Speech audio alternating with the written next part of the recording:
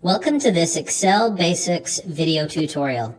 In this tutorial, I'll be showing you most of the basics that you need to know in order to get started using Microsoft Excel. And the version of Excel that I'm going to be using in this tutorial is Excel 2016 for Windows. Having said that, if you're using a different version of Excel, maybe an older version or even a newer version, or if you use Excel on a Mac, there will be some slight differences, but for the most part, I would say 95% of what I show in this tutorial will be very applicable to you and your usage of Excel. So I simply clicked the icon here to get started using Excel, and Excel now would like me to make a choice. It wants to know if I would like to open up an Excel template or simply open a blank workbook. You can see that there are lots of templates to choose from. This is a Welcome to Excel tour, and it's a good way to kind of learn some of the basics of Excel, but that's why you're watching my video, so I'm going to skip that one. There's a cash flow analysis, there's email insights, stock symbols, there's a sales invoice, there's a budget in here. Here it is, a family budget. There's all sorts of great Excel spreadsheets that you can just open up and start changing the data, start using it that way. So I would encourage you to browse and explore these templates that are available to you. In addition to the 30 or so templates that you have here, there is an option to search online templates. So I'm going to do a search for budget. And you can see it comes up with even more budgets. You're not limited just to the one family budget. There's a whole bunch that you can choose from. Over here on the right, there's categories that you can sift through, and you can select the specific kind of budget or spreadsheet template that you would like to use. If you find one that you do want to use, you can just click on it and click Create, and it will make a copy of that as a spreadsheet that you can open and use in Excel. So please do spend some time exploring what's available. And in many cases, much of the work is already done for you. You can simply use somebody else's template and adjust it for what you need. Now, templates are very useful. But having said that, I think in order to really learn how to use Excel fully and properly, it's best to start with a blank workbook. So I'm just going to double click on that to select a blank workbook and open it up. And the first thing we need to do is learn about the layout that we have in Excel 2016. There are certain terms that you're going to need to know.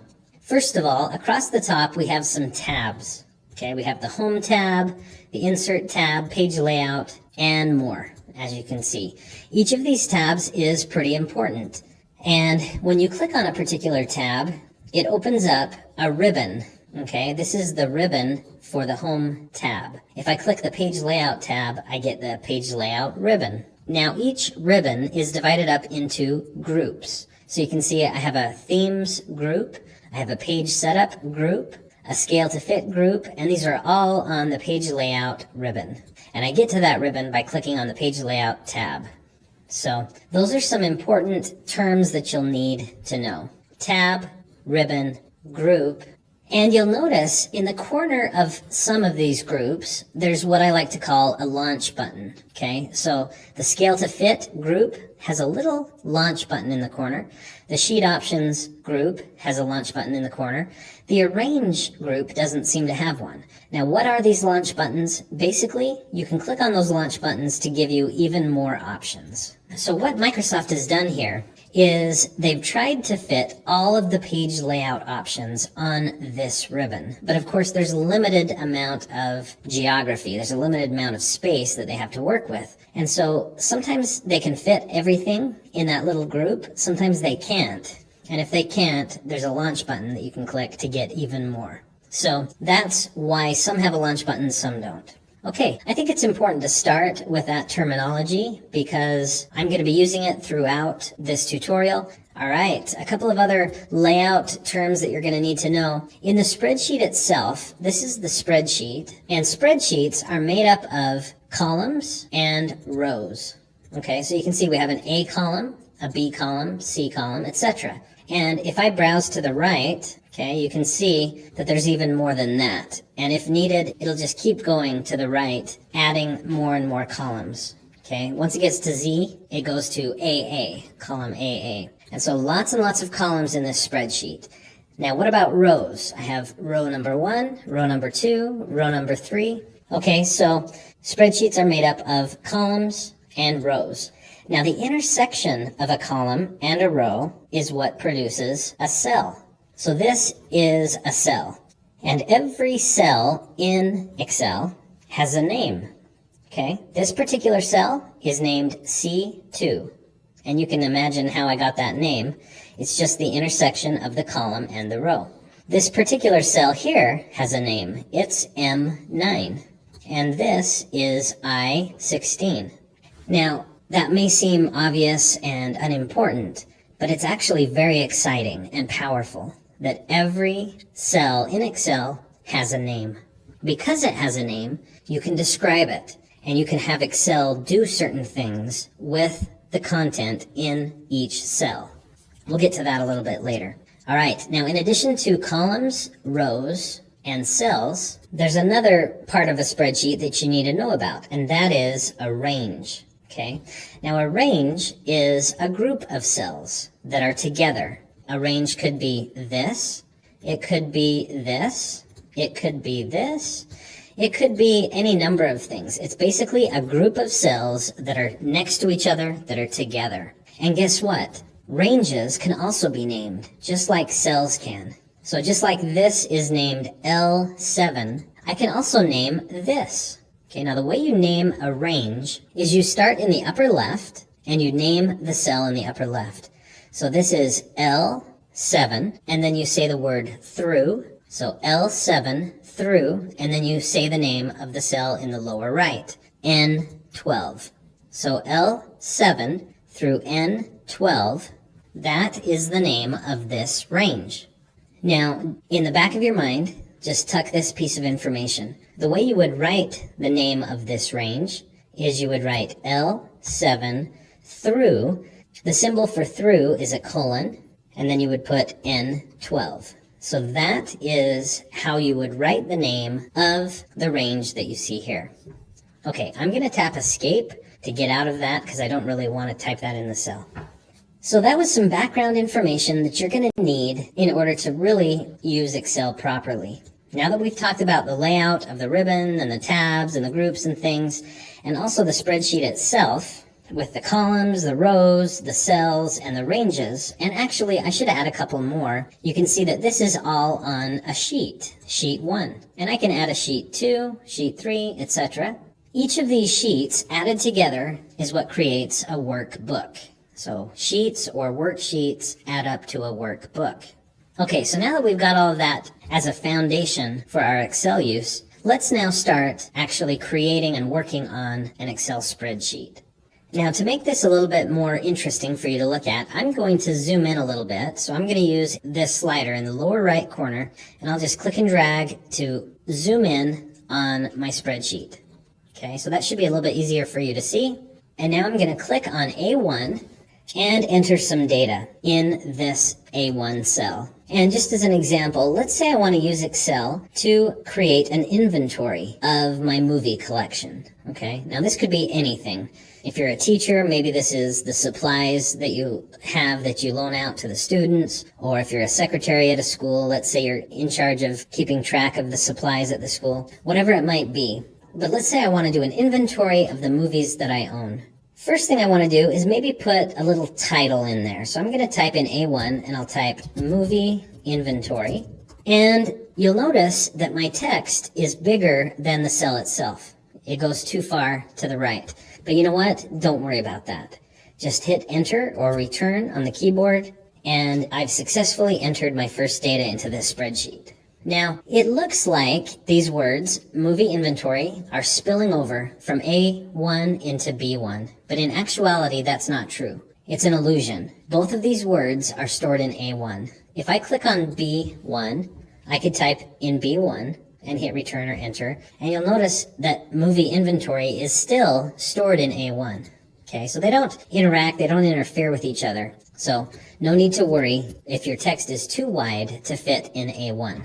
But having said that, sometimes making your spreadsheet look nice actually helps you use it better. So let's talk about how I could maybe fix this. It's not really a problem, but how could I fix it if I want to make it look a little nicer? Well, what I can do, I can stretch out any column or even any row if I want to. by just putting my mouse between any two column letters. So this is column A, column B. Put my mouse between the two, right on the line or very close to it, and you'll notice that my mouse cursor changed into a double-sided arrow. That's a good sign. So now I can click and drag to stretch that out to make it wider.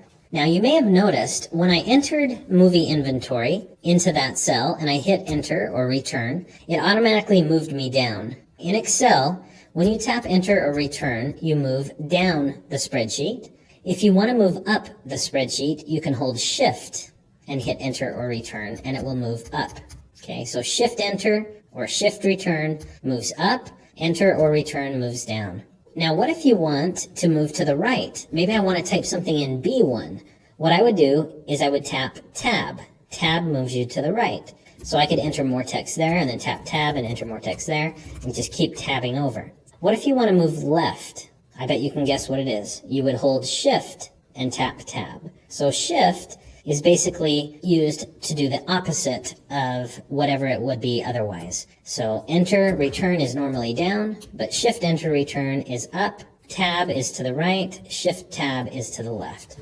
Another way you can navigate throughout the spreadsheet is by using the arrows on your keyboard. If you find the up, down, left, right arrows, you can just use those to move up, down, left, or right.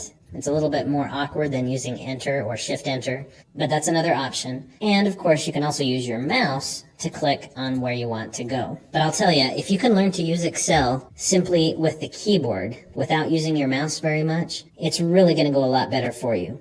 So I've got my title in there. Now I'm going to click on A2 and I'm going to type in the word title.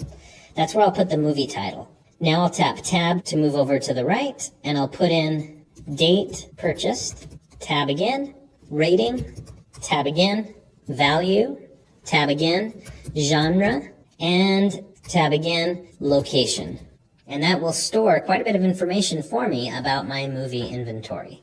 All right, with that last one, when I hit enter, it moved me down and it moved to the left, expecting me to put in the first record, is what they call it. And the first record would be the first movie. So let's say I put in Star Wars. Again, I could tap tab to move over to the right. I could say, okay, I purchased it 2007. It's rated PG. It's worth maybe $5. And it's science fiction. And it's located in the living room. Okay, so that's an example of data entry. How you can enter data into a spreadsheet by clicking on a cell or somehow getting on a cell, typing, and then hitting either tab to move to the right or enter to move down.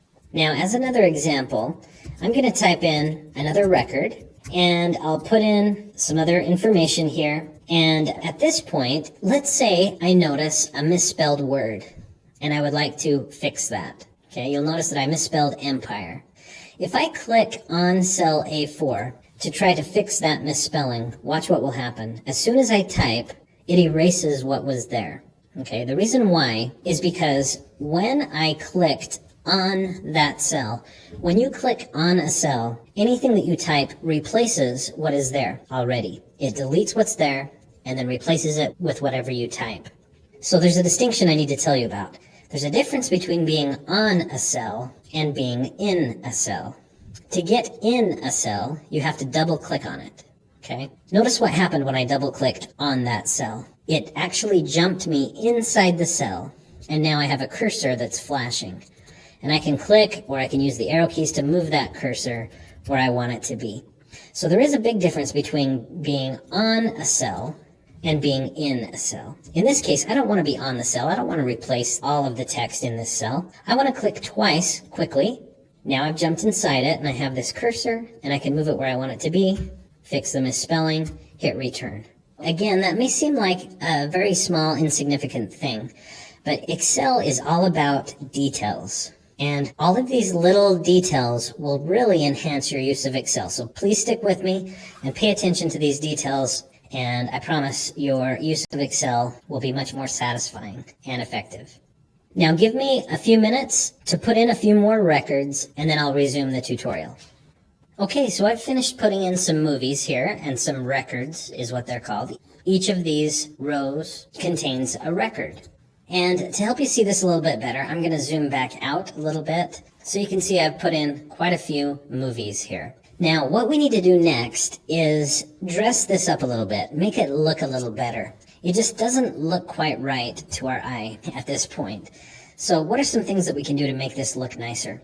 First of all, here at the top, my title, basically, of this spreadsheet, it's kind of off to the side and it doesn't have anything that makes it stand out and look different. So I'm going to click on it, on the cell, and I'm going to click up here at the top on the Home tab and the Home ribbon. I can click on Bold to give it a bold look.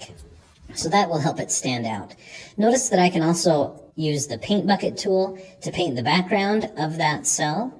I may or may not want to do that. In this case, I don't necessarily want that. So I'm going to click the arrow next to it, and I'm going to go to No Fill. I could also change the color of the text itself. Okay, so that is also an option. I'm going to go back to black in this case. In addition, I could italicize or underline. Those are all good options to have. But that will help the text stand out a little bit. Another thing I can do is click on cell A1 and drag. I'm still holding the mouse click, and I'm going to drag until I've covered all of the content of my spreadsheet. So the content of this spreadsheet ends at column F. I don't have anything beyond that. So I just clicked and dragged to get all the way across. Now watch what I can do. On the Home tab, Home ribbon, there's a button here in the alignment group called Merge and Center. And if I click on that, see what it did? It merged all of those cells together. So this is now one big cell, and it centered it. Okay, so Merge and Center is very helpful to do what I just did, to basically break down the walls between these cells and make it one big cell, and then to center it. That looks a lot better. The other thing, like I said before, the text not quite fitting in the cell kind of bothers me. So I could go up here to the top, like I showed earlier, and click and drag to make sure everything fits. But I want you to see a shortcut. There's a shortcut to doing this. All you have to do is go up here at the top and just go between any two of the column letters and double click. And if you do that, look what happens. It automatically will perfectly size the column so that all of the text will fit. I could do that also for date purchased and for rating. Now, notice in that case, the rating column actually got narrower. It's because it doesn't need to be longer than what it is now. Okay, so I can do that with value and so forth. Now let me show you yet another trick that's a little bit of a time saver. Instead of double clicking between every single column one at a time, look what I can do. Click and drag on the column letters all the way across to the end of my data, and then double click between any two of these. It doesn't matter which. Double click, and notice now it automatically resized every column. Every column that I had selected was affected by that double click, and now is perfectly sized to fit the content that's in those cells. And if I browse back to the left using this slider, you can see everything is perfectly sized. So I used a phrase there. I said everything that was selected, every column that was selected, was affected by what I did. In Excel, that's a nice phrase to maybe think about. Select to affect. If you want to affect it, you must select it first. One more little shortcut, little trick. When you click and drag on those column headings, yes, the fastest way to resize is to then double click between any two column letters, but you could alternatively just click and drag and watch what happens. I'm going to resize this column, let go, and look, every single column was affected. Because I had selected each, they're all affected by that, and they're all exactly the same width. So hopefully those little tricks will help you to be able to resize your columns the way that makes the most sense for you. And the idea is to make your data look nice, because when it looks good, it's often easier to read, easier to understand and comprehend. Okay, now there are good reasons sometimes to keep columns narrow, even if all the text doesn't fit. So you don't have to always make sure everything is always visible, but I want you to be able to do that when you need to. Okay, next up, I guess I do want to click here on Movie Inventory and underline it to set that apart as the title. And then down here, I would like to make all of these column names different. So I'll highlight them and I'll go up and make them bold and let's say italicized. Now, the way I did that so fast you may not have noticed, I simply clicked on the row number and it highlighted the entire row all the way to the right. And so that selected it. And then to affect it, I just chose bold and italicize, and it affected everything that's selected.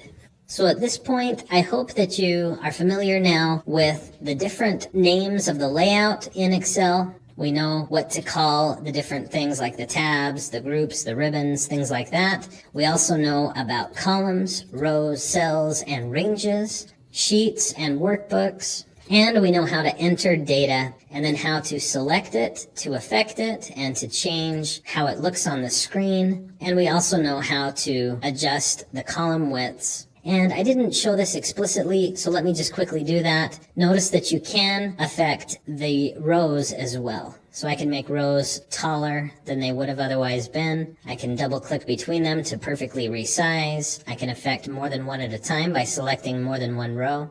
So all of those same techniques that I showed about the columns can also be used with the rows. So all of this, in my opinion, gives you a good foundation. It helps you understand the basics of using Excel. In a future video, I'll show you some intermediate Excel tips and tricks, ways that you can save time and effort as you're building your spreadsheets. We'll also get into formulas and functions,